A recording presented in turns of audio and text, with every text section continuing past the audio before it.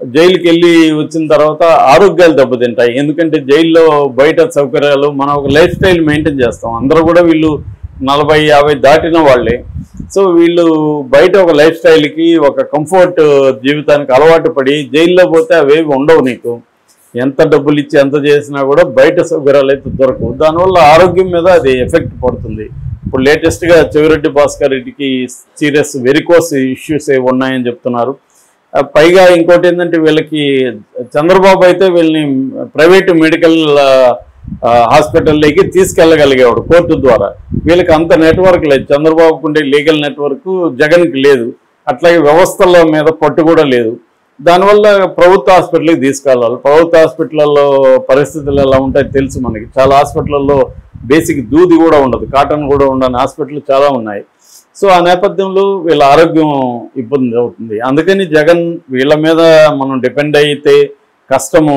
ప్రజలు కానీ కేడర్ కానీ కంప్లైంట్లు ఇస్తున్నారు. సార్ మేము ఎవరికి చెప్పుకోవాలి సార్, ఏదన్నా సమస్య వస్తే మా నాయకుడు అందుబాటులో లేడు, హైదరాబాద్ అంటారు, బెంగళూరు అంటారు, ఎవరితో మాట్లాడాలి, ఎప్పుడు పోయినా అసలు ఉండట్లేదు ఆయన అన్న ఇది నిరుత్సాహం వస్తుంది కేడర్లో. జగన్ ఒక్కడే అందరిలో ఉత్సాహం నింపడం అనేది సాధ్యం కాదు. జగన్ అందరిని కలవడం, అందరితో వెళ్ళి మాట్లాడడం అనేది సాధ్యం కాదు. కాబట్టి నాయకత్వం ఏ స్థాయిలో అక్కడ పనిచేయాలి. కానీ ఇప్పుడు పనిచేయాలంటే ఒకటి ఫండ్స్ ఉండవు, 2 మళ్ళీ గెలుస్తామో లేదా, ఇప్పుడు ఇన్వెస్ట్ చేస్తే మళ్ళీ పరిస్థితి ఏంటనే ఒక భయం ఉంటుంది, 3 కేసులు పెడతారేమో, మన ఆర్థిక మూలాల మీద దెబ్బ కొడుతున్నారేమో అనేది ఒకటి ఉంటుంది. ఇంకొంతమంది ఏం చేస్తున్నారంటే ఇవన్నీ ఎందుకు, తెలుగుదేశం వాళ్ళతో ఎక్కడికక్కడ కుమ్మక్కైపోయి మన డబ్బులు సంపాదించుకుంటూ ప్రశాంతంగా ఉన్నాం అన్న బ్యాచ్ కూడా చాలా చోట్ల ఉన్నారు. ఇది జగన్కి తలనొప్పి. దీన్ని ఎలా అడ్రస్ చేస్తాడనేది ఇప్పుడు వెరీ ఇంపార్టెంట్. దీన్ని అడ్రస్ చేయకుండా జగన్ ముందుకెళ్ళలేడు. అందుకని ఇప్పుడైతే 20 మంది నాయకుల్ని టార్గెట్ చేశాడు జగన్ అని చెప్తున్నారు. వాళ్ళకి డెడ్ లైన్ పెట్టారని, మీరు ఈ లోపల యాక్టివ్ కాకపోతే మీ స్థానంలో నేను వేరే వాళ్ళని తీసుకొస్తాను అని అంటున్నాడు అని చెప్తున్నారు. అట్లాగే జగన్ యూత్ లీడర్ని ఎక్కువగా తీసుకురావాలి. ఎందుకంటే 50s 60s దాటిన వాళ్ళు సహజంగానే వీక్ అయిపోతారు. పైగా జైలుకి వెళ్ళడం ఇవన్నీ కూడా వాళ్ళ వల్ల కాదు. యూత్ లీడర్లు 20-30 ఏళ్ళ కుర్రాళ్ళు కానీ మనం రంగంలోకి దించితే వాళ్ళు జైల్లోకి వెళ్ళినా కూడా వాళ్ళకి తట్టుకునే ఒక స్టామినా కానీ లేకపోతే ఒక ఐడియలిజం అవన్నీ ఉంటాయి. పెద్దవాళ్ళు అయితే కష్టమని అనుకుంటున్నట్టుగా చెప్తున్నారు.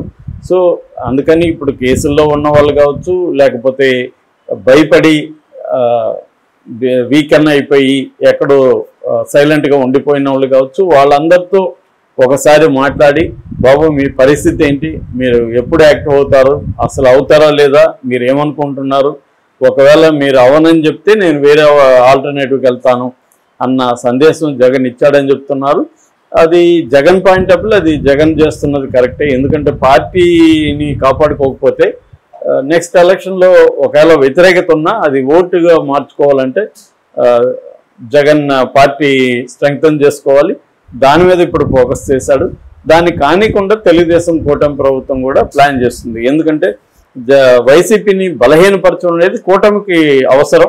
ఎందుకంటే 40% ఓట్ షేర్ ఇప్పటికి జగన్కు ఉంది. దీన్ని తగ్గించాలంటే నాయకత్వాన్ని దెబ్బతీయాలి. నాయకత్వం కానీ లేకపోతే ప్రజా వ్యతిరేకత ఉన్నా కూడా అది ఓటుగా కన్వర్ట్ చేసుకునే నెట్వర్క్ అనేది వైసీపీకి లేకుండా చేయడం అనేది కూటమి యొక్క లక్ష్యం అన్నమాట. సో ఈ 2 లక్ష్యాల్లో ఏది సక్సెస్ అవుతుంది అనేది మనకి ఇంకొంతకాలం గడిస్తే కానీ తెలియదు. ఇంకొంత క్లారిటీ వచ్చే అవకాశం లేదు.